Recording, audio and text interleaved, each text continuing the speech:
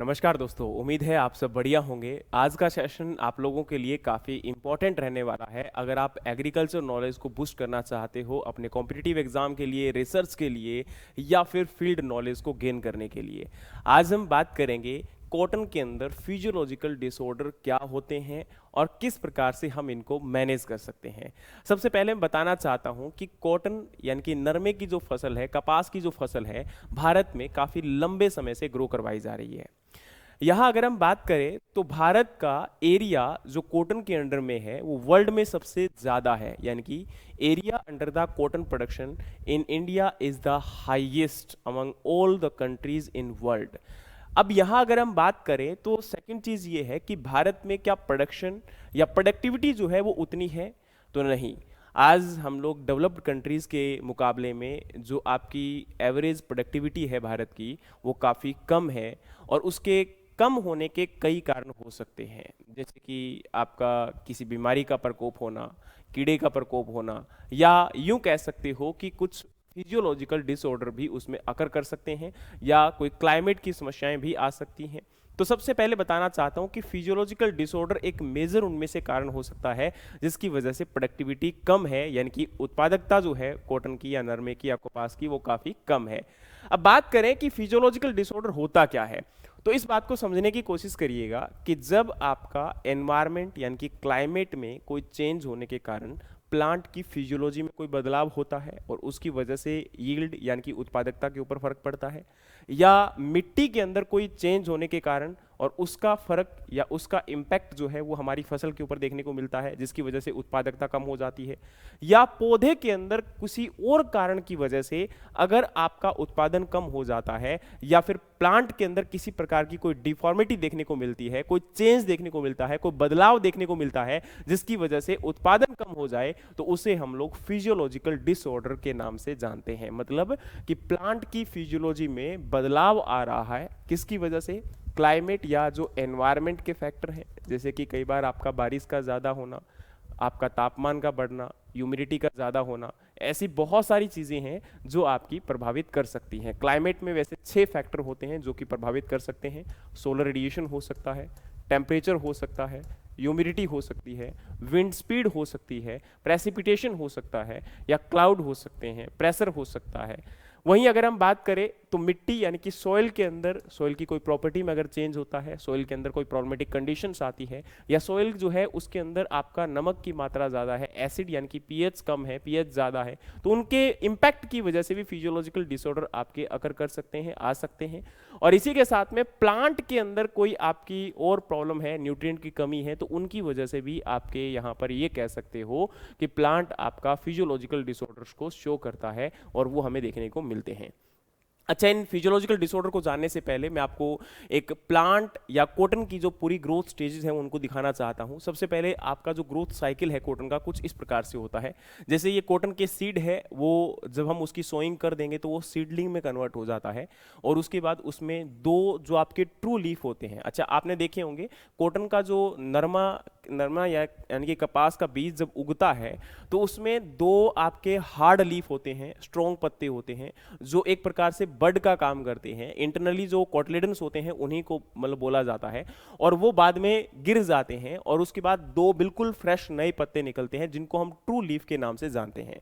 उसके बाद अगर हम बात करें तो नई बर्ड्स आपकी ग्रो होना स्टार्ट हो जाती हैं, और आपका कॉटन के अंदर बर्ड डेवलपमेंट होने के बाद, और जब इसके अंदर फिजियोलॉजिकल या ये कह सकते हो कि वेजिटेटिव ग्रोथ जब कंप्लीट हो जाएगी, तो लगभग 60 से 70 दिन के बाद, 2 महीने के बाद, कॉटन के अंदर आपका फ्लावरिंग आना स्टार्ट हो जाता है। फ्लावरिंग में कुछ इस प्रकार से रहता है कि आपका कॉटन का फ्लावर जब उसमें फर्टिलाइजेशन कंप्लीट हो जाएगी तो फिर ये आपका बोल, ठीक है, जिसको कॉटन का फ्रूट भी बोलते हैं, और इसका दूसरा नाम होता है कैप्सूल, कई बार ये भी आप लोग ध्यान रखिएगा, ठीक है, ये आपका बन जाता है। ठीक है, तो कॉटन का जो बोल है वो इसमें फॉर्मेशन हो जाएगा, और अब जब ये मैच्योर हो जाता है तो इसमें क्रैक आ जाते हैं। ये आपकी जो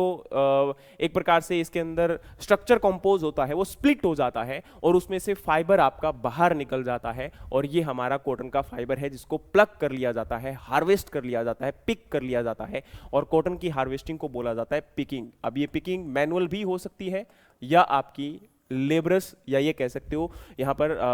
कि मशीन के द्वारा भी करवाई जा सकती है। इंडिया के अंदर मैनुअली ही की जाती है, लेकिन डेवलप्ड कंट्रीज के अंदर इसको मशीन से भी आपका पिकिंग किया जाता है। अब बात करें यहाँ पर, तो इसकी जो फ्लावरिंग स्टेज है या रिप्रोडक्टिव स्टेज है वो कुछ इस प्रकार से है। इसके अंदर सबसे पहले आपका पिन हेड स्क्वायर है, फिर मैच हेड स्क्वायर है, और ये आपको कुछ इस प्रकार से देखने को मिलेगा। और जब इसके अंदर ये आपकी पोलिनेशन स्टार्ट होती है तो फर्टिलाइजेशन के बाद इसमें आपका इस प्रकार से ये स्क्वायर फॉर्मेशन देखने को मिलेंगे, और अल्टीमेटली इसमें एक कैंडल स्टेज आएगी जिसके बाद आपका फ्लावर जो है वो ओपन हो जाता है। ठीक है। अच्छा, कॉटन की जो फसल है वो क्या है आपकी, एक ओफन क्रॉस पोलिनेटेड क्रॉप है, ये भी ध्यान रखिएगा। ये कैसी क्रॉप है आपकी, ओफन क्रॉस पोलिनेटेड क्रॉप है।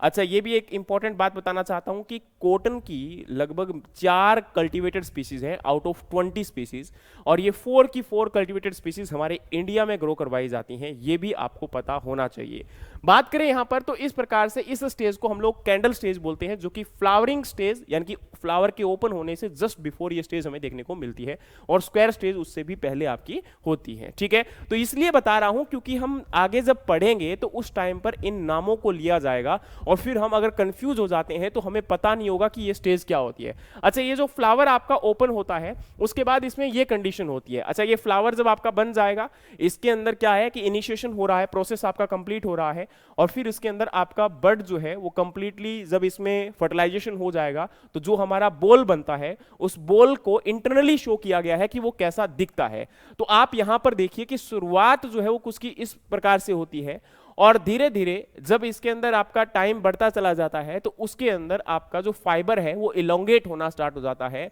और अल्टीमेटली जब फुल बड फॉर्मेशन हो जाती है तो कुछ ऐसा वो देखने को मिलता है। और जब इसमें लगभग आपके 1 महीने के बाद इसमें क्या देखने को मिलेगा कि जो आपका ऊपर का हार्ड कवरिंग था वो आपका स्प्लिट हो जाता है, और स्प्लिट होने के बाद उसमें से बोल क्रैक होने के बाद आपका फाइबर कुछ इस प्रकार से बाहर निकलना स्टार्ट हो जाएगा। अच्छा, ये फाइबर जो होता है वो इससे पहले बिल्कुल क्या होता है, आपका मॉइस्चर उसमें हाई होता है, और धीरे धीरे वो मॉइस्चर आपका ड्राई होगा और एकदम से ब्लूम करके वो आपका ब्लूम करके मतलब यानी कि बड़म करके निकलेगा, ऐसा कुछ नहीं है। ब्लूम मींस कि जैसे आपका फ्लावर खिल जाता है वैसा ही ये फाइबर आपका खिला हुआ बाहर निकलेगा और उसको आपका पिक किया जाता है। ठीक है, ये आपकी कंडीशन रहती है। लेकिन अगर ये कंडीशन ना हो पाए, है ना, इसमें कोई बदलाव आ जाए, जैसे अब मान के चलो कि ये स्टेज आपकी प्रोसेस एक कंप्लीट एक ये कह सकते हो कि वेल फॉर्मेशन के अंदर अकर कर रही थी, लेकिन इन बिटवीन कोई न्यूट्रिएंट की डेफिशिएंसी हुई, वाटर की स्कैरसिटी हुई, वाटर का एक्सेस हुआ, जिसकी वजह से प्लांट उन न्यूट्रिएंट को या तो अपटेक नहीं कर पाया, या प्लांट के अंदर जो कनेक्टिंग टिश्यूज थे वो काम नहीं कर पाए, फोटोसिंथेसिस प्रोसेस कंप्लीट नहीं हुई, न्यूट्रिएंट का ट्रांसलोकेशन नहीं हो पाया, सोर्स और सिंक में कोई आपका आपस में कॉम्बिनेशन नहीं बन पाया, या आपके फर्टिलाइजर सप्लाई किए गए उसकी अमाउंट ज्यादा रही, या उसका कॉम्बिनेशन गलत रहा, इंसेक्टिसाइड, पेस्टिसाइड, हर्बिसाइड इनका एप्लीकेशन, इनकी वजह से प्लांट के अंदर कोई भी आपकी एब्रेप्शन देखने को मिल सकती है, यानी कि कोई बदलाव देखने को मिल सकता है जो नहीं होना चाहिए था, जिसकी वजह से ये जो साइकिल हमने पढ़ा है आपका, इस साइकिल में कोई कंटिन्यूटी नहीं बन पाती या डिसकंटिन्यूटी हो जाती है, तो वहां पर आपकी उपज के ऊपर फर्क पड़ना स्टार्ट हो जाता है, और वही हमारा कहलाता है फिजियोलॉजिकल डिसऑर्डर। तो उसमें सबसे पहला आपका फिजियोलॉजिकल डिसऑर्डर है जी क्या, कि स्क्वायर या बॉल शेडिंग। मतलब जब आपका पॉलिनेशन कंप्लीट होती है तो कैंडल स्टेज से पहले जो हमारा स्क्वायर होता है वो गिर जाता है। अब देखो, गिरने के कई कारण हो सकते हैं। पहली बात तो मैं ये बता दूं कि ये जो बॉल शेडिंग है वो कॉटन के अंदर कॉमन होती है। लगभग 60% जो शेडिंग है स्क्वायर्स की, या 8% शेडिंग है फ्लावर की, और 5% शेडिंग है बॉल की, वो कॉमन होती है, नॉर्मल होती है, आइडियल ग्रोथ कंडीशन में इतना आकर करता है। मतलब आपके 100 में से 60 स्क्वायर्स शेड हो सकते हैं, गिर सकते हैं, और ये कॉटन के अंदर कॉमन बात है। और लगभग 8% फ्लावर भी गिर सकते हैं, ये भी एक कॉमन बात है। और 5% आपके बोल जो फ्रूट होते हैं वो भी गिर सकते हैं, वो भी एक कॉमन बात है। लेकिन उससे ऊपर अगर आपका ये शेड हो रहे हैं, गिर रहे हैं, यानी कि प्लांट से, अब देखो अभी तक प्लांट मैच्योर नहीं हुआ, उसके अंदर ये बॉल मैच्योर नहीं हुआ, उससे पहले ही वो गिर गया, तो वो तो हमारे कोई काम का ही नहीं है। तो वो गिरा क्यों, उसके कई कारण हो सकते हैं। तो यहां पर क्या बोला गया कि आपका जो फोटोसिंथेटिक सप्लाई होती है, यानी कि जब प्रकाश संश्लेषण की प्रक्रिया हो जाती है पौधे के अंदर, तो भोजन जो आपका बनता है, कार्बोहाइड्रेट बनता है, वो कार्बोहाइड्रेट आपकी बोल्स तक पहुंचना बहुत जरूरी होता है, और अगर किसी कारणवश वो नहीं पहुंच पाता, वो सप्लाई किसी भी वजह से कंप्लीट आपकी नहीं हो पाती, कम हो जाती है, तो उस केस में ये जो आपके बोल्स होते हैं, जो यंगर बोल्स जिनको हम स्क्वायर फॉर्मेशन में देखते हैं, वो गिरना स्टार्ट हो जाते हैं।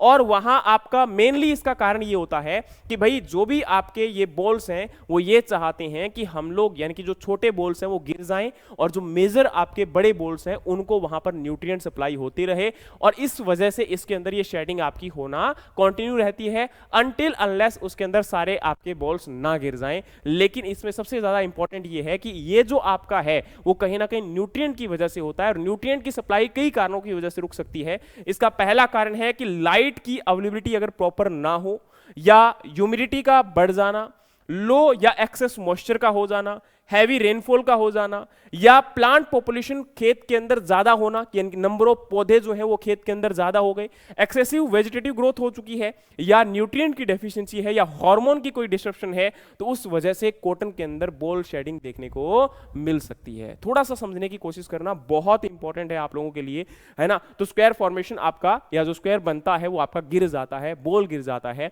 अब इसके रोकने के क्या कारण हो सकते हैं, तो देखो रोकने का सबसे पहला कारण है कि जिसकी वजह से समस्या हुई उसको रोकने की कोशिश करो, उसको कंट्रोल करने की कोशिश करो, ठीक है। जो गिर गए हैं उनको तो वापस लगा नहीं सकते, लेकिन अगर ऐसी कंडीशन आती है तो हम कैसे बच सकते हैं, या पहले से ही प्रिवेंटिव मेजर कौन से लिए जा सकते हैं। तो देखो, एक तो प्लांट को जो प्लांट ग्रोथ रेगुलेटर्स की रिक्वायरमेंट होती है, या न्यूट्रिएंट की रिक्वायरमेंट होती है, जैसे हमारी इंडियन सॉइल के अंदर नाइट्रोजन डेफिशिएंसी काफी ज्यादा देखने को मिलती है, और उसके लिए हम लोग urea time to time apply भी बहुत करते हैं ना। आज भारत के अंदर सबसे ज्यादा यूज होने वाला जो फर्टिलाइजर है वो कौन सा है, यूरिया है। तो ऐसे फर्टिलाइजर्स को हम लोग टाइम टू टाइम अप्लाई करें, मिट्टी की जांच करवाएं। सबसे पहले जब हम आपके खेत की बुआई करते हैं, खेत को बोते हैं, तो उस समय आपकी मिट्टी की जो जांच होती है वो हमें करवानी चाहिए। मिट्टी में कौन कौन से तत्वों की कमी है, जिसकी वजह से आने वाले समय के अंदर एक तो हम उतना ही फर्टिलाइजर को अप्लाई करेंगे जितनी की जरूरत है, और हमारा कोई भी अगर न्यूट्रिएंट डेफिशिएट है और हमें पहले से पता चल जाएगा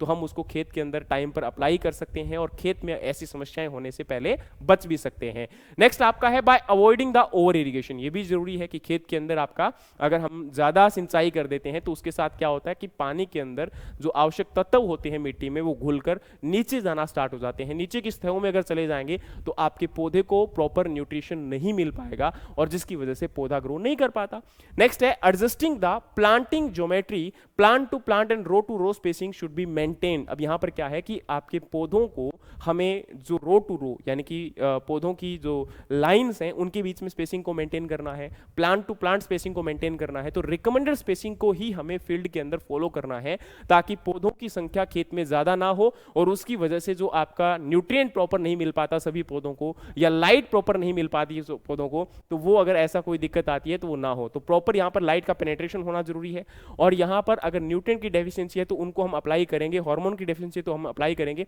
इसके साथ में 1% डीएपी भी आपका अप्लाई किया जा सकता है, या नेफ्थलीन एसिटिक एसिड जो है वो भी अप्लाई किया जा सकता है। तो ये आपकी रिकमेंडेशंस हैं या प्रिवेंटिव या मेजर्स हैं जिनको हम लोग यूज कर सकते हैं बॉल शेडिंग को रोकने के लिए या स्क्वायर शेडिंग को रोकने के लिए। अब बारी आती है यहां पर लीफ रेडिंग। अब देखो नाम से पता चल रहा है कि पत्ता आपका क्या हो गया, लाल हो गया, लगभग लाल कलर का या ब्राउन से कलर का, ठीक है। ये आपको कलरेशन देखने को मिलता है, और उसको हम लाल पत्ती या रेड लीफ डिजीज के नाम से भी जानते हैं, ठीक है। अच्छा, अब यहां अगर हम बात करें तो ये रेड लीफ सिम्टम जो है वो मेनली किसकी वजह से देखने को मिलते हैं, क्योंकि इन पत्तियों के अंदर एक पिगमेंट है जिसको हम एंथोसाइनिन के नाम से जानते हैं, और ये एंथोसाइनिन पिगमेंट इसके अंदर जमा हो जाता है। क्यों जमा होता है हम आगे देखते हैं। इसके साथ में बात करें तो आपका ये लीफ रेडनिंग किसी भी स्टेज में हो सकता है, यानी कि पौधा जब ग्रो कर रहा है तो उसके अंदर वेजिटेटिव ग्रोथ में या रिप्रोडक्टिव ग्रोथ के अंदर भी ये हमें देखने को मिल सकता है। और इसमें एक इंपॉर्टेंट चीज ये है कि सिम्टम जो आपके देखने को मिलेंगे वो ज्यादातर हमें मैच्योर लीव्स के अंदर देखने को मिलते हैं, और धीरे धीरे वो आपकी पूरी कैनोपी के ऊपर यानी कि पूरे पौधे के अंदर ये फैल सकते हैं।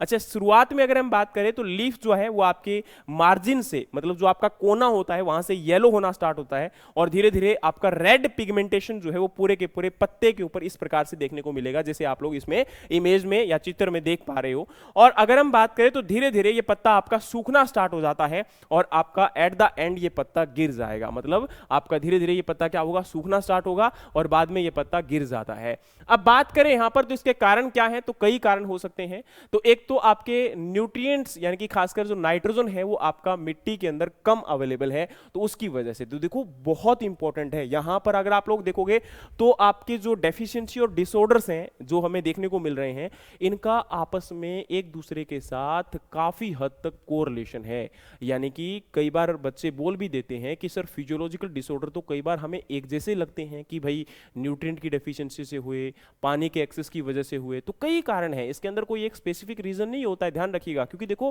प्लांट की फिजियोलॉजी के अंदर कोई बदलाव हुआ है, और फिजियोलॉजी मतलब क्या होती है, जो उसकी रेगुलर आपकी प्रोसेसेस हैं उनमें आपका कोई चेंज हमें देखने को मिल रहा है, और उसका कोई भी कारण हो सकता है, नॉट ए बिग डील कि XYZ यहां पर क्या होगा, है ना।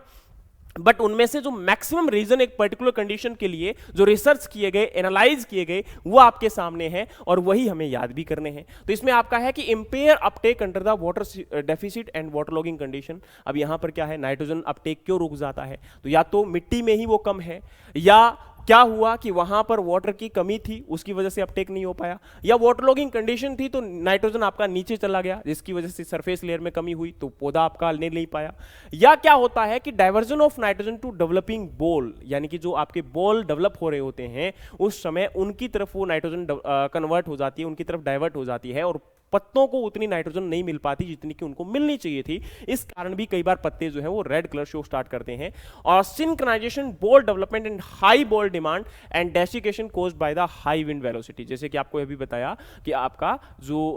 हमारे पत्ते हैं उनके अंदर आपका प्रॉपर नाइट्रोजन अवेलेबल ना होने के कारण जब बॉल डेवलपमेंट हो रहा होता है तो उस टाइम पर भी कई बार यह समस्या आ जाती है जब मिट्टी के अंदर नाइट्रोजन सफिशिएंट अमाउंट में अवेलेबल नहीं होता है। एंथोसाइनिन जो पिगमेंट यहां पर जो रेड कलर पिगमेंट है वो आपका मेनली ये कह सकते हो कि नाइट के टेम्परेचर जो है वो कम होने के कारण 15 डिग्री से अगर कम हो जाएगा तो एंथोसाइनिन पिगमेंट बनना स्टार्ट हो जाता है आपके पत्तियों के अंदर। नाइट्रोजन की कमी होने के कारण आपका एंथोसाइनिन बनना स्टार्ट हो जाता है, मैग्नीशियम की डेफिशिएंसी के कारण एंथोसाइनिन पिगमेंट बनना स्टार्ट हो जाता है, और क्लोरोफिल के डिग्रेडेशन की वजह से जो आपका क्लोरोफिल यहां पर हरा कलर प्रोवाइड करवाता है वो अगर डिग्रेड होना स्टार्ट हो जाए तो भी ये एंथोसाइनिन पिगमेंट जो है वो पौधे के अंदर डेवलप होना स्टार्ट हो जाता है, बनना स्टार्ट हो जाता है। अब बात करें तो इसको हम कैसे कंट्रोल कर सकते हैं, तो देखो मेनली तो सबसे पहले जो नाइट्रोजन की डेफिशिएंसी है उसको कंप्लीट किया जाए, और उसके लिए हम लोग जैसे कि डीएपी, पोटाश या पोटेशियम नाइट्रेट इनको अप्लाई कर सकते हो। दूसरा है जैसे यूरिया, जिंक सल्फेट, बोरॉन, इनको भी अप्लाई कर सकते हो। अच्छा एक चीज बहुत जरूरी है, कई बार ना बच्चे बोलते हैं कि सर हमने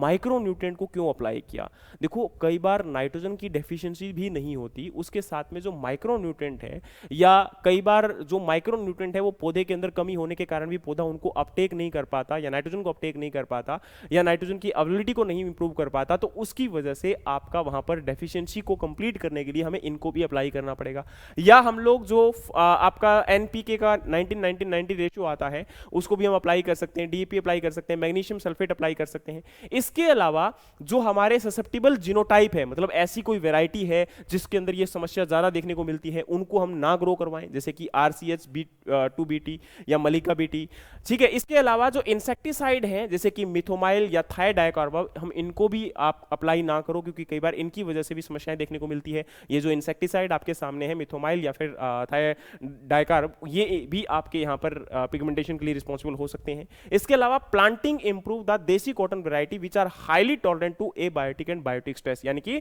हम लोग जो आपकी मेजर यहाँ पर ग्रो करवाते हैं आपकी जो हिस्टर आपकी गॉसिपियम हिरसोटम जो स्पीसीज है उसको ना ग्रो करवाकर हम लोग क्या करें, यहाँ पर जो हमारी देसी कॉटन स्पीसीज हैं उनको ग्रो करवाएं, है ना। जिससे क्या होगा, हर्बेशियम या आर्बोरियम स्पीसीज को ग्रो करवाएं, क्योंकि ये जो है वो ज्यादातर आपकी जो एबायोटिक कंडीशन है या बायोटिक कंडीशन है, यानी कि जो हमारे इंसेक्ट हैं, कीड़े हैं, मकोड़े हैं, इनकी अगेंस्ट में इनकी जो लड़ने की क्षमता होती है, या जो आपके एनवायरमेंट के अंदर मौसम के अंदर बदलाव आते हैं उनके समक्ष जो खड़े रहने की क्षमता होती है वो देसी वेराइटीज में ज्यादा होती है। और बात करें यहाँ पर planting short duration variety which can escape biotic and abiotic stress, यानी कि ऐसी वेराइटीज को ग्रो करवाएं जो आपकी जल्दी पक सकें और वो जल्दी आपका उत्पादन दे सकें। इसके अलावा बात करें तो practicing the early sowing so as to enable the plant to avoid stress during the critical stage. क्या बोला गया यहां पर कि आपका अर्ली सोइंग भी हम लोग कर सकते हैं, जिससे जो स्ट्रेस की स्थिति आती है या जो आपकी ऐसी स्थिति आती है तो उससे आपका पहले ही बचाव किया जा सके।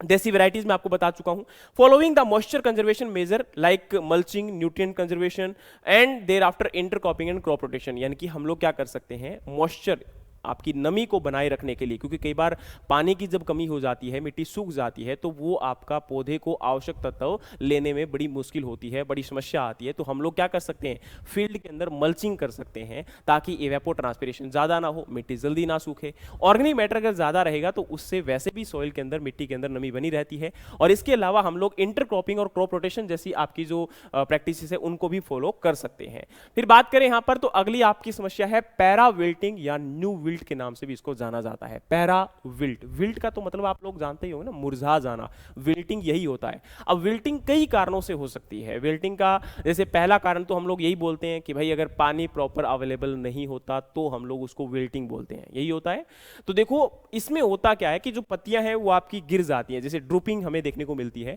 लेकिन देखो इस बीमारी को या इस विल्टिंग को 1980 के अंदर आइडेंटिफाई किया गया था और इसको उस टाइम पर नाम दिया गया था न्यू विल्ट या पैरा विल्ट। ये मेनली होती किसकी वजह से है, तो देखो इसको सबसे पहले आपको, अच्छा इसको हम लोग जो है अदिलाबाद विल्ट और सडन विल्ट के नाम से भी जानते हैं, मतलब एकदम से होती है। क्यों होती है, तो देखो सबसे पहले तो इसके सिम्टम देखते हैं। सिम्टम क्या होते हैं कि आपका जो पत्तियां होती हैं वो इनिशियली गिर जाती हैं, ऐसे लगता है जैसे पूरी, गिरने का मतलब ये नहीं कि पूरी झड़ जाती है, नीचे गिर जाती हैं, मतलब ऐसे आपका बिल्कुल जैसे स्ट्रॉन्ग आपकी इरेक्टेड फॉर्म के अंदर थी तो वो आपकी क्या हो जाएंगे, इस प्रकार से वहां पर देखने को मिलेंगे। जैसे आप लोग देख सकते हो ना, इरेक्ट होता है वो लीफ, आपका इरेक्ट नहीं रहेगा और नॉर्मली आपका इस प्रकार से ड्रूपिंग फॉर्म में रहेगा। फिर बारी आती है जैसे बकरी के कान नहीं होते क्या, वो आप लोगों ने देखे होंगे है ना। नॉर्मली अगर होना तो क्या चाहिए कि कान प्रॉपर स्ट्रॉन्ग ऐसे खड़े होने चाहिए, लेकिन वो ऐसे बकरी के कान ऐसे रहते हैं, तो उसी फॉर्म में आपके पत्ते भी देखने को मिलेंगे। फिर बारी आती है time proceed leaves wilt sphere and turn yellow and gradually to red in the presence of bright sunshine, the square and young ball already formed will be shed profusely। मतलब क्या होता है कि यहां पर आपका इनिशियल लेवल में जो पत्तियां हैं वो धीरे धीरे पीली होनी स्टार्ट हो जाएंगी और आपका बाद में ब्राउन या रेड कलर भी उसमें देखने को मिल सकता है लगातार सनशाइन कंडीशन के अंदर। दूसरी बात, एक बात और बताना चाहता हूं कि इसके अंदर अगर यह समस्या थोड़ी सी लंबे समय तक चलती है, मतलब 2-3 दिन तक, तो उस केस में अगर आपका फ्लावर या स्क्वायर फॉर्मेशन उस समय तक हो चुका है तो वो धीरे धीरे गिरना स्टार्ट हो जाएंगे। बोल यानी कि जो फ्रूट है वो भी गिरना स्टार्ट हो जाएगा और आपकी कॉटन की फसल को नुकसान हो सकता है। बात करें तो leaf dry rapidly and stick on the stem and bolls also get dehydrated rapidly and open forcefully and eventually the leaf fall off from the plant and parawilt symptom appears sporadically in the field and the plant may recover gradually, however their growth is severely stunted with the smaller leaves with almost no boll. मतलब यहां पर क्या है, धीरे धीरे ये स्थिति अगर इतनी भयावह हो जाती है कि उसके ऊपर आपका पौधे के ऊपर हमें एक भी बॉल देखने को नहीं मिलेगा, मतलब एक भी फ्रूट देखने को नहीं मिलेगा। और नेक्स्ट है ब्राउनिंग ऑफ कंडक्टिंग टिश्यू। अब देखो आपके जो जाइलम और फ्लोएम होते हैं वो क्या करते हैं, पौधे के अंदर आपका जाइलम का काम होता है पत्तियों तक पानी पहुंचाना जड़ों से लेकर, और फ्लोएम का काम होता है कि जो पत्तियों के द्वारा भोजन बनाया जाता है वो पौधे के सभी पार्ट तक पहुंचाना। अब इसके अंदर जब आपकी ये विल्टिंग अकर करती है तो एक विल्टिंग और होती है जिसको हम वर्टिसिलियम विल्ट बोलते हैं, जो कि एक डिजीज होता है। जैसे वर्टिसिलियम विल्ट में क्या होता है कि जो आपके कनेक्टिंग टिश्यूज होते हैं जाइलम और फ्लोएम वो ब्राउन होना स्टार्ट होते हैं, लेकिन इस विल्टिंग के अंदर ये जो कनेक्टिंग टिश्यूज हैं जाइलम और फ्लोएम वो ब्राउन नहीं होंगे। यही बात आपको यहां पर बताई गई है, ठीक है। अब बात करें इसके अंदर तो इसके मेजर कारण क्या है, तो पैरा विल्टिंग का सबसे बड़ा मेजर कारण ये है कि अगर हम एकदम आपकी इरिगेशन फुल दे दें या बारिश एकदम से ज्यादा आ जाए तो उसके बाद दूसरे दिन कई बार क्या होता है, बहुत तेज धूप निकलती है, बहुत ज्यादा तापमान हो जाता है और मिट्टी एकदम से सूखना स्टार्ट हो जाती है वहां पर आपका मॉइस्चर रिमूव होने के कारण या नमी खत्म होने के कारण। और जब एकदम से जमीन सूखती है तो पौधा उसको सहन नहीं कर पाता और खासकर यह समस्या क्ले यानी कि जो आपकी चिकनी मिट्टी होती है उसमें यह ज्यादा देखने को मिलती है, क्योंकि कई बार क्या होता है कि जब बारिश आती है या आपकी सिंचाई होती है तो सिंचाई आपने बहुत ही नॉर्मल कर दी थी, लेकिन क्या हुआ कि सिंचाई आपकी ज्यादा करने के कारण पानी आपका उतना उस मिट्टी के अंदर नहीं बन पाया, नहीं रुक पाया और आपकी जो मिट्टी है वो एकदम से सूख जाती है, तो पौधे की जड़ों को आपका पानी नहीं मिल पाता और एकदम से वो गिर जाता है या उसकी पत्तियां जो है ड्रूप हो जाती हैं। Poor uptake of nutrient water due to damaged root and under anaerobic condition. मतलब यहां पर क्या हो रहा है कि एक तो पानी के भरने के कारण क्या हुआ कि जड़ों की जो क्षमता थी वो धीरे धीरे क्षीण होती चली गई। दूसरा क्या हुआ कि न्यूट्रिएंट आपकी एनारोबिक कंडीशन के अंदर जब फील्ड में पानी खड़ा होता है तो उस समय पर अपटेक नहीं कर पाते, पौधे के द्वारा आवश्यक तत्वों को पूर्ति नहीं की जाती। फिर बारी आती है जी water logging preceding prolonged dry spell and high temperature and bright sunshine hour. क्या बोला गया कि वाटर लॉगिंग जो समस्या है यानी कि पानी की जल भराव की समस्या है वो आपकी एकदम से क्या हो जाए कि मिट्टी आपकी सूख जाए तो उसके बाद आपका टेम्परेचर हाई होना या ब्राइट सनशाइन होना ये कारण बन सकते हैं मिट्टी के सूखने के, और जिसकी वजह से पौधा एकदम से विल्टिंग को शो करता है। और ये ज्यादातर समस्या जो है ये देखना कि हाइब्रिड वेराइटीज जिनके अंदर ये कह सकते हो कि ज्यादा फ्रूट देखने को मिलते हैं, ज्यादा आपका बोल देखने को मिलते हैं, तो उनमें न्यूट्रिएंट की डिमांड भी ज्यादा होती है, वाटर की डिमांड भी ज्यादा होती है, फोटो एसिमुलेशन की रिक्वायरमेंट भी ज्यादा होती है, तो उनमें यह समस्या आपकी ज्यादा देखने को मिलती है। और एक्सेसिव वेजिटेटिव ग्रोथ जिस फसल में ज्यादा हो जाए तो वहां भी यह समस्या आपको ज्यादा देखने को मिलती है, क्योंकि उनमें ट्रांसपिरेशनल लॉस होता है पानी का, वो भी काफी ज्यादा होता है, और इसी वजह से यह समस्या इन फसलों के अंदर या इन वेराइटीज के अंदर देखने को मिलती है। अच्छा, इसको रोक कैसे सकते हैं? तो सिंपल सा फंडा है कि जो एकदम से आपका सडन चेंज है या धीरे धीरे पानी आपका अवेलेबल करवाना, वाटर लॉगिंग कंडीशन को मेंटेन ना करना, या वहां पर पानी जो है वो धीरे धीरे अवेलेबल करवाना, ठीक है। इसके अलावा अगर हम बात करें तो एक्सेसिव वेजिटेटिव ग्रोथ आपकी जो होती है उनको हम रोकने की कोशिश कर सकते हैं, और एकदम से जो वाटर का लॉस होता है ट्रांसपिरेशन के द्वारा उसको कंट्रोल करने की कोशिश कर सकते हैं, मैनेज करने की कोशिश कर सकते हैं। ऐसी वेराइटीज को ग्रो करवाएं जिनके अंदर आपका ज्यादा वहां पर ये चीज एक्सेसिव वेजिटेटिव ग्रोथ नहीं होती है, या फिर यूं कह सकते हो कि हमारा जो फर्टिलाइजर एप्लीकेशन है वो हमें मेंटेन करना पड़ेगा। और नेक्स्ट आपका इंपॉर्टेंट है कि हम लोग फर्टिलाइजर, फार्म यार्ड मैन्योर और जो आपकी वाटर एकदम से सूखने ना दे, मतलब ऑर्गेनिक मैटर को मिट्टी के अंदर मेंटेन करके रखें ताकि आपकी मिट्टी एकदम से ड्राई ना हो। मल्चिंग वगैरह को यूज कर सकते हैं ताकि इवेपो ट्रांसपिरेशन हाई ना हो। और इसके साथ साथ में हम लोग कोबाल्ट क्लोराइड, ये जो आपके केमिकल्स हैं, या फिर कॉपर ऑक्सीक्लोराइड्स के द्वारा हम लोग सॉइल ड्रेंचिंग कर सकते हैं आपकी मिट्टी के अंदर, क्योंकि कई बार ऐसी समस्या जब आती है तो पौधे के ऊपर आपके पैथोजन्स और पेस्ट का अटैक होना स्टार्ट हो जाता है, तो हम उनसे बचने के लिए कार्बोनिज्म जैसे आपके फंगिसाइड्स को भी अप्लाई कर सकते हैं। और इसके साथ में ऐसी वेराइटीज को ग्रो करवाया जाए जो कि आपकी विल्टिंग के अगेंस्ट में टॉलरेंट होती है, जैसे कि LRA 5166 या LRK 516 जिसको अंजलि के नाम से जाना जाता है, SRT1, MCUV5 and VT AKH4 G27 Jenner. तो ये आपकी वो वेराइटीज हैं जो कि विल्टिंग के अगेंस्ट में क्या होती है, रेजिस्टेंट होती है। इनको आपके खेतों में लगाया जा सकता है इस बीमारी से बचने के लिए, अगर आपके खेतों में ये बीमारी ज्यादा देखने को मिलती है तो।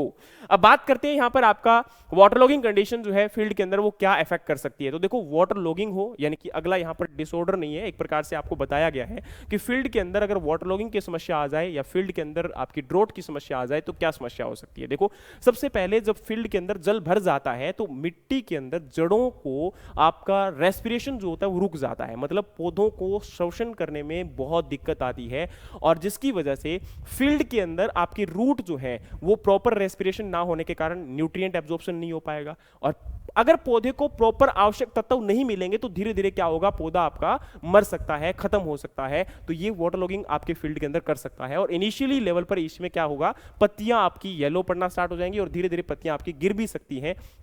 क्योंकि वहां पर आपका नाइट्रोजन, मैग्नीशियम, फास्फोरस, पोटेशियम इनकी डेफिशिएंसी हमें देखने को मिलेगी। बात आती है reddening of leaves, shedding of leaves, square under sphere stress due to excessive production of ethylene, iron deficiency, damage root due to lack of oxygen, क्योंकि अब ऑक्सीजन नहीं होगी तो वहां पर रूट भी डैमेज होना स्टार्ट हो जाएंगी। Buildup of toxic gases such as carbon dioxide and ethylene that are produced by the roots, मतलब अब क्या है, रूट के अंदर ऐसी समस्याओं में, जड़ों के अंदर जब आपका जल भराव की समस्या आती है तो वहां पर जड़ों में से इथाइलिन गैस और कार्बन डाइऑक्साइड जैसी गैसेस निकलना स्टार्ट हो जाती हैं, जिसकी वजह से वहां पर टॉक्सिक यानी कि हार्मफुल गैसेस डिपॉजिट होने के कारण आपका एक जहरीला वातावरण बन जाता है मिट्टी का, और पौधा उसको जो है झेल नहीं पाता, खत्म हो जाता है, मर जाता है। इसमें आपकी ग्रोथ रुक जाती है, यील्ड यानी कि उपज कम हो जाती है, और आपके बोल यानी कि नंबर ऑफ फ्रूट भी कम हो जाते हैं, जिसकी वजह से उपज आपकी मेनली कम होती है, लगभग 10 से 40% तक का फर्क पड़ सकता है। और हम आपके मैनेज कैसे कर सकते हैं, तो मैनेज करने का एक सिंपल सा तरीका है कि फील्ड के अंदर ड्रेनेज फैसिलिटीज को क्या किया जाए, प्रॉपर मैनेज किया जाए, यानी कि जल निकासी की जो सुविधाएं हैं वो बनाई जाएं, और साथ साथ में मिट्टी का जो कई बार हार्ड हो जाती है, कॉम्पैक्ट हो जाती है, वो भी ना हो, इसके लिए प्रॉपर टेलेज को फॉलो किया जाए। और इसके साथ साथ में हम लोग यूरिया और आपकी जो काइनेटिन है इनका एप्लीकेशन कर सकते हैं पत्तियों के ऊपर, जब इस समस्या को हम लोग निजात पाना चाहते हैं, या उस कंडीशन के अंदर एकदम से आपका पानी को बाहर निकालने के बाद हम इस प्रोसेस को फॉलो कर सकते हैं। फिर बारी आती है जी इफेक्ट ऑफ 2,4-D। अब देखो, कॉटन के अंदर ना 2,4-D सेंसिटिविटी देखने को मिलती है। 2,4-D सेंसिटिविटी का मतलब क्या होता है, मतलब 2,4-D क्या है, एक आपका हर्बिसाइड है, ठीक है, और ये ब्रॉड लीफ हर्बिसाइड जाना जाता है, ये भी आप लोग जानते होंगे। अच्छा, वैसे जो आपका 2,4-D है वो क्या होता है, एक ऑक्सिन का काम भी करता है। ऑक्सिन क्या है, एक हार्मोन है जो पौधे की ग्रोथ और डेवलपमेंट के लिए क्या होता है, रिस्पॉन्सिबल होता है। अब बात करें तो कॉटन जो है वो हाईली सेंसिटिव क्रॉप होती है आपके 2,4-D के अगेंस्ट में। तो कई बार एग्जाम के अंदर क्वेश्चन भी आता है कि among the following which crop is the highly sensitive to क्या आपके 2,4-D के अगेंस्ट में, ठीक है। तो वहां पर आपका इस प्रकार से ये ऑप्शंस होते हैं, तो आपको option A B C D में से चूज करना होगा। तो आंसर आपका क्या होगा? कॉटन, क्योंकि कॉटन आपकी हाईली सेंसिटिव है अगेंस्ट द 2,4-D। और इवन दो ये भी माना जाता है कि बुजुर्ग, आपने सुना होगा अगर आपके आसपास में अगर कॉटन की फसल होती है तो वो ये बताते हैं कि अगर आप कॉटन की फसल के आसपास लगभग अगर हम बात करें तो 100 मीटर के एरिया के अंदर भी अगर 2,4-D को ओपन करके रख दोगे और उस साइड से हवा अगर चल रही है, वो खेत की तरफ चली गई, तो उसका भी इंपैक्ट आपकी कॉटन की फसल के ऊपर हो जाता है। इतना ज्यादा प्रभाव जो है वो 2,4-D का देखने को मिलता है कॉटन की फसल के ऊपर। और खासकर ये जो मैंने बताया कि वेपराइज फॉर्म के अंदर वो उसी हर्बिसाइड के अंदर होता है 2,4-D के अंदर, जब इथरल बेस्ड होते हैं ना, आपका मतलब अलग अलग बेस्ड होते हैं ना इनके, तो उसी के अंदर इथरल बेस्ड अगर होगा तो उसी के अंदर ये समस्या ज्यादा देखने को मिलती है। तो यहां पर क्या होता है कि प्लांट आपका ओवरग्रो हो जाता है, उसके अंदर कपिंग देखने को मिलती है। अच्छा, अलग अलग स्टेजेस में अलग अलग कंडीशंस आती है। खासकर याद रखना कि जो फ्लावरिंग की स्थिति होती है, या हम यूं कह सकते हैं कि वेजिटेटिव ग्रोथ आपकी कंप्लीट हो रही है उस टाइम, और जब फ्लावर उसके अंदर फॉर्मेशन हो रहा है, या आपका स्क्वायर फॉर्मेशन होने के बाद इसके अंदर जो है आपका बॉल फॉर्मेशन हो रहा है, तो उस समय ये समस्या अगर आ जाए तो वो बहुत हैवी नुकसान कर सकती है, आपकी फसल की उपज को काफी हद तक खराब कर सकती है। अच्छा, 2,4-D का अगर एक बार प्रॉब्लम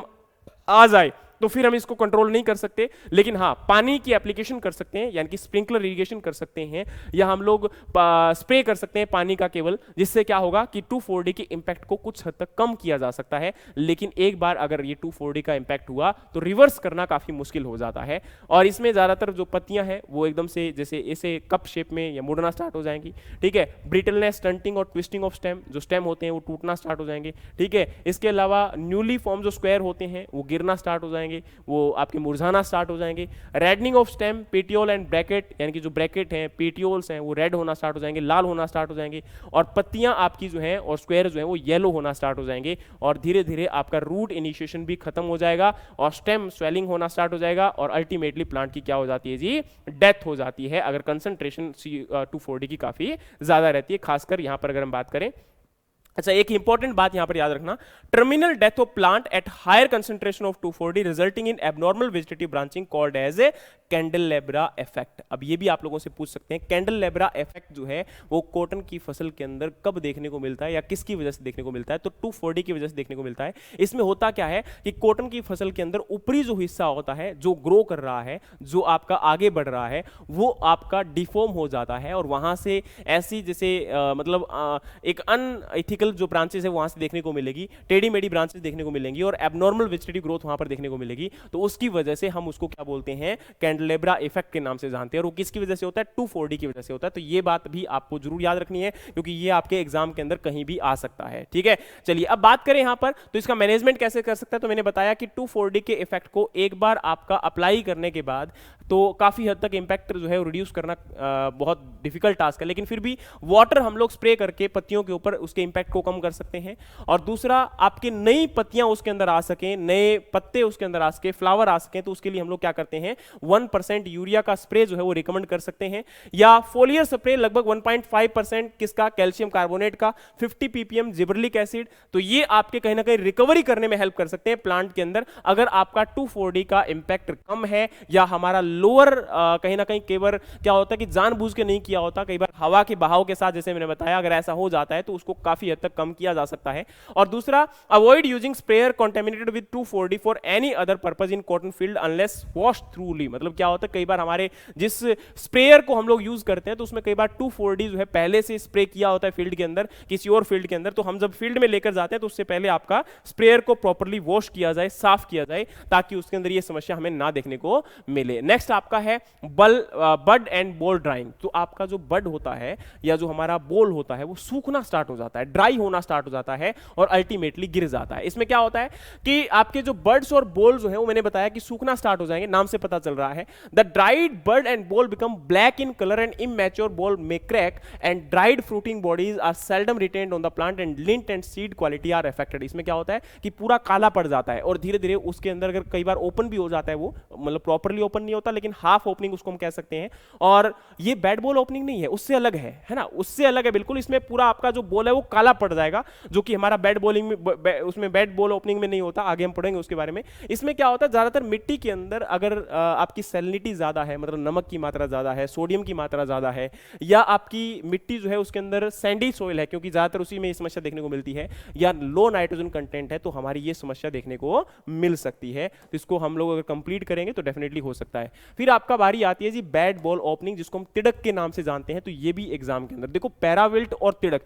ये दो बहुत इंपॉर्टेंट आपके यहां पर क्या है, डिसऑर्डर हैं, जो आपकी कॉटन की फसल में आते हैं। The problem is basically concerned with premature and immature opening और immature cracking of boll instead of normal fluffy opening. क्या होता है कि देखो, आपका जो कॉटन का बॉल होता है ना, वैसे तो नॉर्मली बहुत खिलकर एकदम से बाहर आता है, लेकिन कई बार क्या होता है कि वो टाइम से पहले ही ओपन हो जाता है। तो टाइम से पहले जब ओपन हो जाएगा ना, तो उसके अंदर फाइबर प्रॉपरली बनेगा नहीं, और वो काफी हद तक ऐसे सिकुड़ा सिकुड़ा सा रहता है, और वो आपका उतना अच्छे से खिल ना पाने के कारण उसमें रेशा नहीं बन पाता, और उसको हम लोग बोलते हैं बैड बॉल ओपनिंग। मतलब टाइम से पहले आपका वहां पर बॉल का ओपनिंग हो जाना, जिसको हम तिड़क के नाम से भी जानते हैं। मतलब उसके अंदर जो क्रैक्स हैं वो पहले ही आ जाते हैं, और वो उतने ज्यादा सूटेबल नहीं होते, और जिसकी वजह से कॉटन जो आपका है वो खराब हो जाता है, यील्ड आपकी रिड्यूस हो जाती है। ये ज्यादातर किस में देखने को मिलेगा, देखो पहले तो सिम्टम देखते हैं। लीफ जो है वो पत्तियां आपकी पीली पड़ जाएंगी, और उसके बाद में रेड होने के बाद आपका जो कैप्सूल वॉल होती है वो धीरे धीरे मतलब एकदम से टाइटनिंग होना स्टार्ट हो जाएगी, और कंप्लीट ओपन नहीं होती, बल्कि जो है वो कुछ हद तक ओपन होती है, और धीरे धीरे आपका जो है वो ब्लैक होना स्टार्ट हो सकता है, जैसे हमने वहां पर पढ़ा था आपका। ठीक है, और इसके बाद में बात करें तो फाइबर जो है वो कंप्लीटली क्या हो जाता है, आपका इफेक्टेड रहेगा, सीड क्वालिटी भी इफेक्ट हो जाएगी। सोयल विद सब सोयल सैलिनिटी, मतलब अगर आपकी जो सब सोयल सरफेस लेयर है उसमें अगर सैलिनिटी की अमाउंट ज्यादा है, नमक की मात्रा ज्यादा है, तो उसकी वजह से समस्या हो सकती है। जिस मिट्टी के अंदर आपकी सैंडी कंटेंट ज्यादा है, तो वहां पर भी समस्या हो सकती है, नाइट्रोजन की डेफिशिएंसी की वजह से हो सकती है, या आपकी lower humidity, warm and dry weather की कंडीशन जो होती है फ्रूटिंग टाइम के ऊपर, जब आपका फ्रूट बन रहा होता है, तो उस समय ये ऐसी स्थिति आने के कारण भी ऐसा हो सकता है। जैसे कि फॉर एग्जांपल आपका अगर कोई अर्ली मैच्योरिंग वैरायटी हमने लगा दी थी, तो वो आपकी अगस्त तक जाते जाते, जिस समय अगर मानसून चल रही होती है, तो अगर आपका वहां पर बारिश आनी चाहिए थी वो नहीं आ पाई, एनवायरमेंट में ह्यूमिडिटी कम है, आपका मौसम सूखा सूखा है, तो वहां पर भी कई बार ये कंडीशन देखने को मिल जाती है। Lower moisture and nutrient ability जो होती है बॉल फॉर्मेशन के टाइम पर, ये भी हो सकता है कि आपका कहीं ना कहीं इस चीज को आपका इफेक्ट कर दे। ठीक है, अब बात करें तो मैनेजमेंट कैसे कर सकते हैं। एक तो आपकी सोइंग डेट को हम लोग यहां पर चेंज कर सकते हैं, मतलब टाइम जो आपका सोइंग है वो हम लोग आगे पीछे कर सकते हैं, ताकि ऐसी स्थिति वाला जो आपका एनवायरमेंट आता है उससे फसल को बचाया जा सके, ताकि फसल आपकी लेट पके या फिर जल्दी पके। इसके अलावा अगर हम बात करें तो adjusting the sowing date boll formation and thereafter appropriate nitrogen management at the critical stage, यानी कि जो आपकी क्रिटिकल स्टेजेस हैं उस समय पर नाइट्रोजन की एप्लीकेशन की जाए, यूरिया की एप्लीकेशन की जाए, डीएपी की एप्लीकेशन की जाए। Frequent irrigation to reduce the effect of sub soil salinity, यानी कि जो मिट्टी की अंदर नीचे की सतह के अंदर नमक की मात्रा ज्यादा है, तो वो आपका नमक ऊपर की तरफ ना आए, क्योंकि कई बार क्या होता है कि जब आपका पानी सूखना स्टार्ट हो जाता है, तो धीरे धीरे आपकी जो ऊपर की मिट्टी होती है उसमें नीचे से आपका कैपिलरी एक्शंस के थ्रू वाटर सरफेस पे आना स्टार्ट हो जाता है, जिसके साथ नमक भी आपका सतह पे आएगा, तो पौधे की जड़ों के साथ जब वो जाएगा तो वहां पर वो प्रॉब्लम क्रिएट कर सकता है। तो हम लगातार उसमें इरिगेशन अगर देंगे तो उससे भी उसको बचाया जा सकता है। इसके अलावा नाइट्रोजन एप्लीकेशन सैंडी सोइल में हमें करते रहना चाहिए, और use of growth retardant to check the excessive vegetative growth, मतलब उसके अंदर ज्यादा जो आपका ग्रोथ हो जाता है, आपकी नंबर ऑफ ब्रांच बढ़ जाती हैं, तो उसको कम करने के लिए हम लोगों को ये है कि उसमें ग्रोथ रिटार्डेंट का प्रयोग भी हम लोग कर सकते हैं, जैसे कि साइकोसेल। अब बात आती है क्रेजी टॉप। तो क्रेजी टॉप क्या होता है, ये आपका एक प्रकार से अनइवन ग्रोथ हमें देखने को मिलती है। प्लांट के अंदर जो ग्रोथ होती है वो काफी ज्यादा बढ़ जाती है, और एक प्रकार से अनिमिसली कह सकते हो जिसके अंदर देखने को मिलती है, और ये कह सकते हो कि मेरिस्टेमेटिक जो रीजन होता है उसमें ज्यादातर समस्याएं देखने को मिलती है, और मेनली इसमें ब्रांचिंग काफी बढ़ जाएंगी, फ्रूटिंग जो है वो भी कहीं ना कहीं एक अनअप्रोप्रिएट फॉर्म के अंदर देखने को मिलती है। और इसके साथ में क्या होता है, typical symptom include the distortion of plant part, leaf become small and rounded and cupped and thicked and shedding of fruit form. मतलब क्या होता है कि ज्यादातर पत्तियां जो है वो एकदम से बिल्कुल सिकुड़ जाती हैं, छोटी हो जाती हैं, और कप शेप में, यानी कि जैसे हार्ड होकर कप शेप में हमें कन्वर्ट देखने को मिलेंगी। तो ज्यादातर ये जो है कैलक्रियस, जिस मिट्टी के अंदर कैल्शियम कार्बोनेट की मात्रा ज्यादा होती है, तो राजस्थान जैसी मिट्टी के अंदर कंडीशन में हो सकता है कि ऐसा हो जाए। या इररेगुलर जब हम इरिगेशन करते हैं, खासकर आपके ऐसे एरिया में जहां पर सब सरफेस के अंदर आपका सॉल्ट की कमी है, तो उनमें ये समस्याएं आपको देखने को मिल सकती है। ठीक है, फिर बारी आती है जी क्रिंकल लीफ ऑफ कॉटन, जिसको हम मोटलिंग या आपका क्लोरोसिस या डिस्टॉर्शन के साथ देख सकते हैं। मतलब पत्तियों के अंदर क्या होता है, मोटलिंग, यानी कि जो पत्तियां हैं वो धीरे धीरे आपकी भुरभुरी होनी स्टार्ट हो जाती हैं, पहले येलो होंगी, फिर उसके बाद जो है ब्लैक या भुरभुरी सी होना स्टार्ट हो जाएंगी। ठीक है, तो वो हमारा होता है क्रिंकल लीफ ऑफ कॉटन, जिसके अंदर क्या होता है कि सिम्टम जो है वो ज्यादातर यंग जो लीफ होते हैं, छोटी पत्तियां होती हैं, उनमें देखने को मिलता है, और वो धीरे धीरे पूरी कैनोपी के ऊपर आपका अकर जो है कर सकता है। ये ज्यादातर एसिडिक सॉइल के अंदर, यानी कि जहां पर पीएच कम है और आपका कैल्शियम की डेफिशिएंसी है, क्योंकि कैल्शियम आपका ज्यादातर हायर पीएच पे देखने को मिलता है, मैग्नीज भी आपका हायर पीएच पे देखने को मिलेगा, तो इनकी डेफिशिएंसी के कारण, और सॉरी मैग्नीज आपका लोअर पीएच पे ज्यादा होता है, तो वहां पर मैग्नीज की टॉक्सिसिटी के कारण ये जो हमें देखने को मिलता है। तो इसमें कई बार क्वेश्चन पूछते हैं कि क्रिंकल लीफ ऑफ कॉटन में कौन सा न्यूट्रिएंट आपका रिस्पॉन्सिबल है, तो याद रखना मैग्नीज की टॉक्सिसिटी जो होती है मेजर उसमें वो रोल प्ले करती है। लेकिन अगर मैग्नीज ऑप्शन में नहीं है तो कैल्शियम की डेफिशिएंसी वहां पर आप लोग कह सकते हो, या फिर वहां पर अगर कंडीशन पूछी है तो एसिडिक सोइल आप लोग कह सकते हो, कि जिसकी वजह से क्रिंकल लीफ ऑफ कॉटन आपका देखने को मिलता है। Is one such element which is taken up in the large quantity under the waterlogged condition और in acidic soil leading to development of chlorosis and crinkle leaf symptom. मतलब क्या है कि जब आपकी एसिडिक कंडीशन होती है, पीएच लो होता है, तो वहां पर वाटर के साथ आपका खासकर वाटरलॉगिंग कंडीशंस के अंदर रूट के द्वारा मैग्नीज जो है वो ज्यादा अमाउंट में अपटेक कर लिया जाता है पौधे के द्वारा, और जिसकी वजह से फसल के अंदर आपकी क्रिंकल लीफ ऑफ कॉटन जैसी समस्या देखने को मिलती है, जिसमें आपका लीफ का साइज एकदम से छोटा हो जाता है, और उसके अंदर ये कह सकते हो कि जो बॉल डेवलपमेंट वगैरह है वो भी श्रिंकेज फॉर्म के अंदर हमें देखने को मिलता है। और ये हमारे क्या थे जी, कॉटन के अंदर फिजियोलॉजिकल डिसऑर्डर्स थे, जिनको हमने कवर करने की कोशिश की और आपको कोशिश की कि अच्छे से समझा सकें। उम्मीद है कि आपको समझ में आए होंगे, लेकिन फिर भी अगर कहीं ना कहीं हम लोगों से कमी रह गई तो हम लोग क्षमा चाहते हैं। लेकिन आप लोगों को इतना बोलना चाहेंगे कि अगर आपको वाकई में हमारे सेशंस पसंद आते हैं तो लाइक कीजिए, शेयर कीजिए और सब्सक्राइब भी कीजिए, ताकि दूसरे लोगों तक हम लोग एक वैलिड और ऑथेंटिक इंफॉर्मेशन हम लोग प्रोवाइड कर सकें। अच्छा, ये जो कंटेंट आपको प्रोवाइड करवाया गया है वो सारा का सारा central institute of cotton research के द्वारा, जो ऑथोराइज इंस्टीट्यूट है, आपको पता है कॉटन के रिगार्डिंग, वहीं से इन सारी इंफॉर्मेशन को आप लोगों को शेयर किया गया है, आपको बताया गया है, और इनके जो मैनेजमेंट प्रैक्टिसेस है वो भी उन्हीं की रिकमेंडेशन प्रैक्टिसेस हैं जिनको आपके साथ अभी शेयर किया गया है। तो उम्मीद है कि आपको ये सेशन पसंद आया होगा। पसंद आया तो लाइक कीजिएगा, शेयर कीजिएगा, सब्सक्राइब कीजिएगा। मिलते हैं नेक्स्ट किसी और टॉपिक के साथ, तब तक के लिए जय हिंद, जय भारत, जय जवान, जय किसान।